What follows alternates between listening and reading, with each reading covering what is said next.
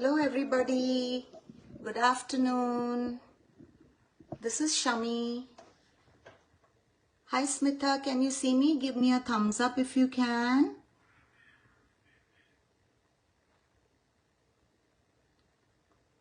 Hello.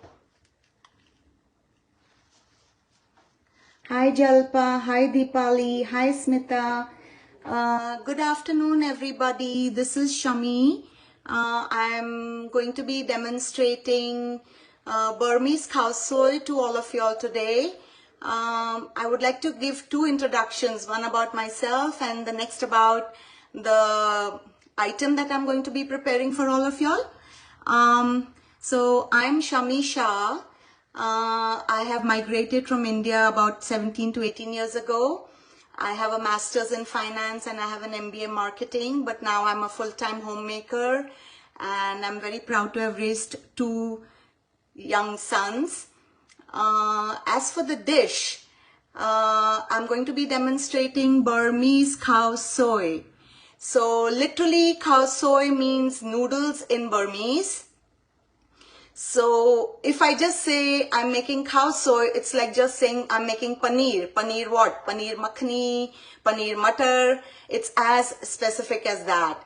So what I'm going to be telling you is this Burmese khao soi can be made in very many different ways. Each region in Burma adds something, removes something based on what is grown in that region. How it came to India was the Britishers kind of got it there, because in the 19th century when the Britishers were in India, they also threw open Myanmar, Rangoon. They threw open those gates for trade and a lot of Indians settled there, and slowly this dish moved towards India. So I'm very excited to demonstrate how I'm going to make it for you guys today. I hope you enjoy it and I hope you learn from it. There is two parts to the demonstration, so I would really request each one of you to stick on till the end. The first part, I will be showing how to make the curry, which is the main, what do I say, the main part of the dish. But for me, the most important part is the plating, how I would plate it at the end for you to serve it to your family, your friends. So please stick on till the end, guys. I hope to be done within half an hour. So let's start right here.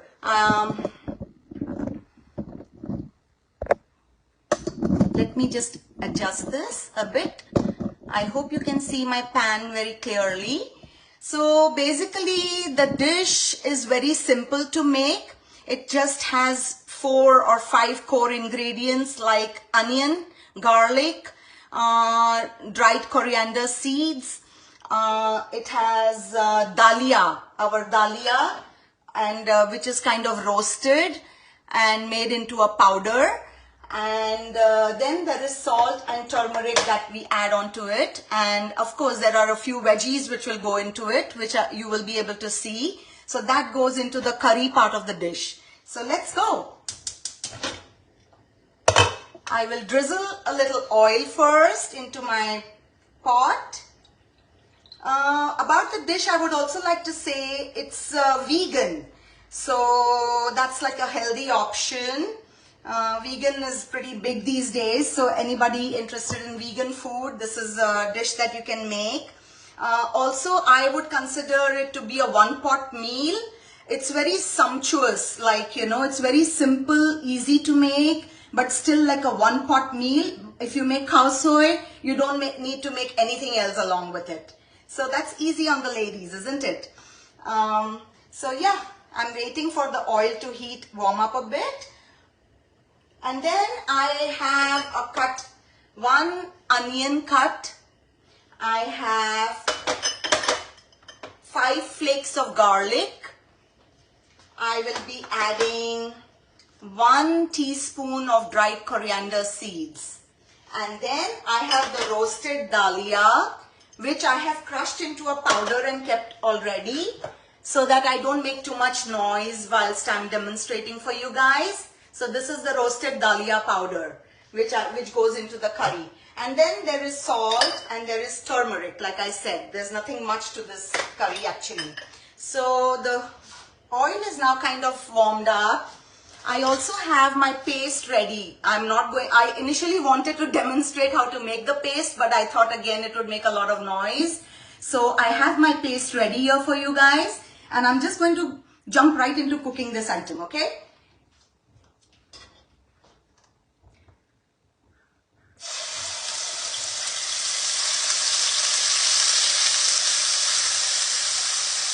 So this is the onion, garlic, coriander paste. I've taken 1 medium onion, 4 to 5 flakes of garlic, 1 teaspoon of coriander, dried coriander seeds. And so now I'm lightly sauteing this onion mixture. Make sure that it's not very brown. That kind of makes it a little bitter to taste then. This curry is very creamy, sweetish, less of salt also. So don't overcook the onions, please. Just see that they are not raw. So I hope you can see what I'm doing. So the onions are being lightly sauteed right now. So once they are, I still have a minute to go with this.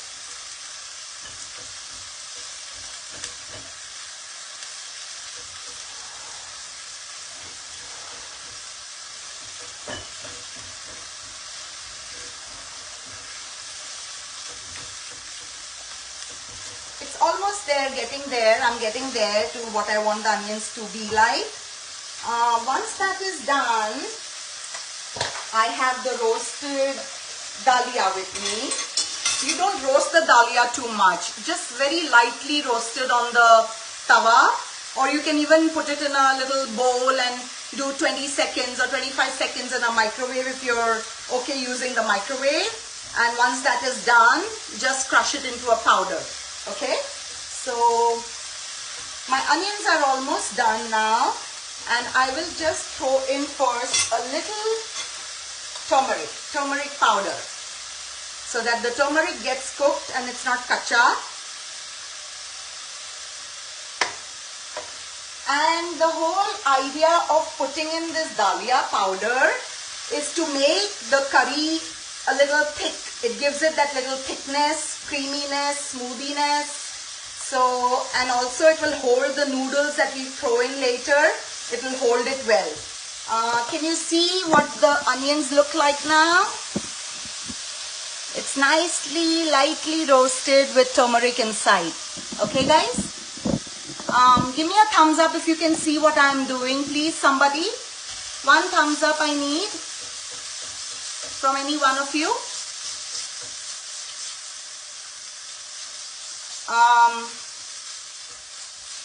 I hope you can hear and see everything that I'm doing. I don't know. Okay, now, Chira,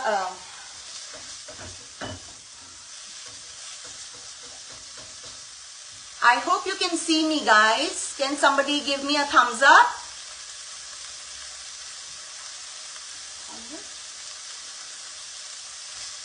I'm not seeing any comments. I'm not seeing any thumbs up popping up. So I really don't know if you guys are all there.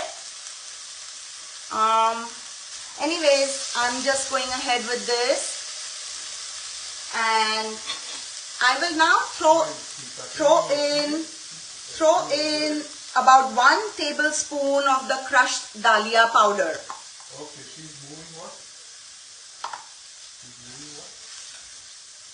Okay. So I've put in this dalia powder now, and I'm putting in some more oil because it gets kind of little thick. So some oil to go in. And just for us to little bit lightly roast it again. Okay, guys? So, can you see the consistency, how it's going? Now, I have added the dried dalia, roasted dalia powder right now.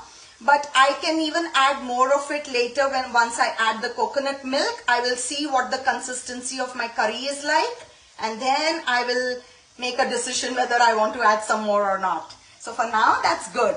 Okay, now I have some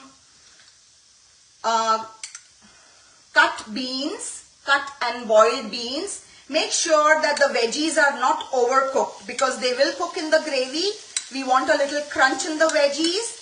So don't overcook your vegetables, please, okay? So I have added some beans to this. I'm going to be adding some peas and carrots. Yummy, yummy.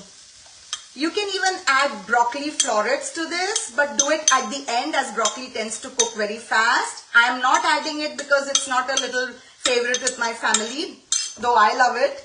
But today we have to eat this for dinner, so I'm not adding it in. Yeah, and then give it a stir again like this. And also I will throw in some spring onions. These are the top part of the spring onions. I have left the greens for the garnish at the end. So the top part of the green onions goes into the gravy. So you don't waste any part of the vegetables. Looks nice actually. Some more oil needs to go in so that I can stir it a bit nicely. It's a real quickie actually, you know. For me, if I'm really short of ideas of what to cook, for me it's go to khao soi. It's easy, simple. And we generally tend to have most of these ingredients at home all the time, so it's nothing out of ordinary. So just drizzle some more oil into it for me to just stir it a bit. I'll now throw in some salt, not too much. I want the gravy to be nice and little sweetish, not too much salt.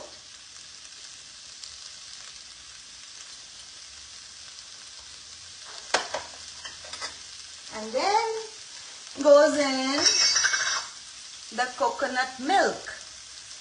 I like to use this Chowco brand of coconut milk because it's creamy and a little sweet than the others. Smita also mentioned it when she made her Thai khichdi, and I love to use this milk either ways. So if you don't get it and it's not easily available, don't feel that you can't make it. You can use any coconut milk, and if you think it's less creamy, you can add some coconut cream in it. So that would serve the purpose. That's my tip for the day. So I'm putting in my coconut milk. Oh, that looks nice. And one more thing. So this portions that I'm telling you serves at least 4 to 5 people. Good for one family. So I'm putting in 2 cans of coconut milk in this. Wow. Can you see how it is turned out? Can you see the light yellow color? It's nice and creamy and nice yellow, dull pale yellow color. There you go. Don't try to add too many vegetables. Don't throw in anything and everything. It will lose its flavor and taste. Basic 3 vegetables that go into this are, like I said, green beans, peas, carrots, and spring onions. I don't like to throw away the top part, though I'm using the bottom for the garnish. So I put it in, throw it in.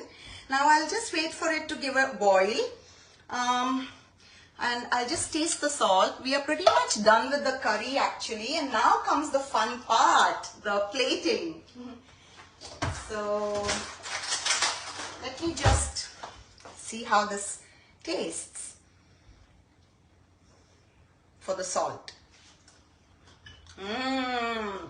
Super yummy. Nice. Very, very simple and easy to make. I'm just giving it a boil, and then meanwhile I will take it to my countertop where I can explain to you how I'm going to be plating this item. I will give it a boil just for a minute or so, and then we are ready to plate the item. I would like to show you once again what the curry looks like. Oh, I hope you can see it nice. It has to be a very dull pale yellow color, not too much of turmeric. Yeah, so that's it. That's the curry for the day. Now I'm moving up here to show you guys what goes into plating my khao soi. Just give me a second. Just give me a second.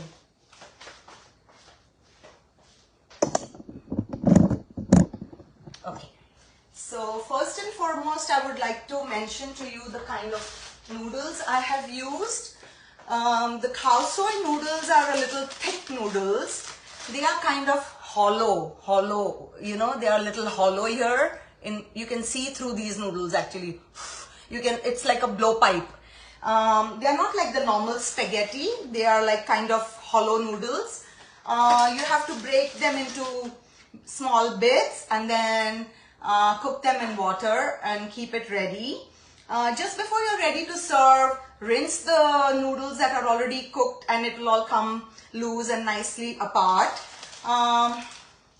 Yeah, and so normally I buy the Burmese noodles from the international market, but if I don't get them there, I have this kind of a pasta. It's called Ziti number 9. These are the thick hollow noodles. Ziti. Number 9 or number 8 also serves the purpose. So they have to be little thick noodles. Okay, guys? Let me just go and bring the curry in this. It's ready now to serve. And then I'll let you see how it's to be done. Give me a second.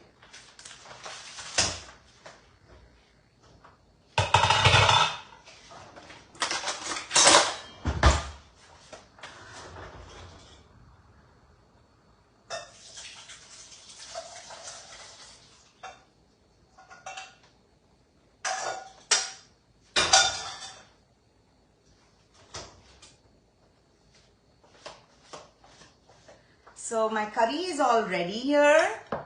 Okay, so I have the noodles, boiled noodles. If you can see them, they look very much like spaghetti, but they are not spaghetti. Like I said, these are like hollow noodles, you know, you can see through them. And to serve it, this is, I call Burmese khao soi like a Burmese bhel, you know, very much like a bhel. It has fried garlic that goes on it. It has fried onions that goes on it. It has peanuts.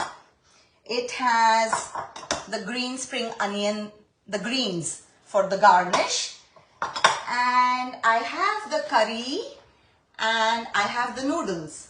So what I'm going to do first is I'm going to put in some noodles like this in a plate. Can you see me? Yeah, like this. That's enough. And then I'm going to pour in the piping hot khao soi curry on it.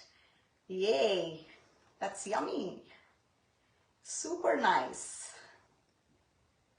So you know what we are having for dinner today, right? It's khao soi, a trip to Burma.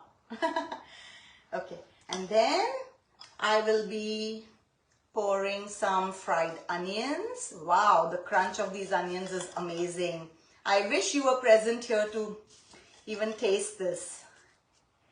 And then goes in the fried garlic. Then goes in the peanuts. Yummy, yummy. In the tummy. And then goes in the garnish of the spring onions. And then to top it all, I have a chili garlic sauce here. It is store-bought. I can show you what I use. And I just pour it over like this. You can pour as much as you like depending on your taste, how spicy you like it. And we are ready to go. My khao soi is done. Yep. Simple, easy, one pot meal and ready to eat. Just before you guys log off, I would like to give you exactly what I have used. I would like to show everything to you, so please hang on there. So this is the fried onions you get in any Asian market. Fried garlic, sorry. These are the fried onions, again from an Asian market I have picked up. This is the sambal paste, the chili garlic paste I have used over the thing. And I already showed you the noodles that I used. So that's that. I hope you have understood the recipe. I hope you have enjoyed seeing it as much as I enjoyed showing it off to you guys. If you have any questions, I can always answer them. Feel free to message me. I will put up the recipe with the exact measurements on the Kitchen Queens page. And before I log off, I would once again like to thank all of you all for tuning in, for your time. I really appreciate this. And I would like to thank Smita for giving me this opportunity, and Kitchen Queens for this wonderful platform, for bringing out my creativity all the time. Also, thanks are due to Smita for getting me dressed today. It's been a while, for more than 2 months that I've actually dressed up. So really thank you for that, Smita. And stay tuned for this Thursday. Sia Kharkar will be demonstrating, our own Kitchen Queen member would be demonstrating how to make fish curry and shrimp fry. So adios now. Bye-bye everybody. Hope you had a good time, and do try making khao soy at home. It's a very simple and easy recipe. You will enjoy it. Bye then. See you.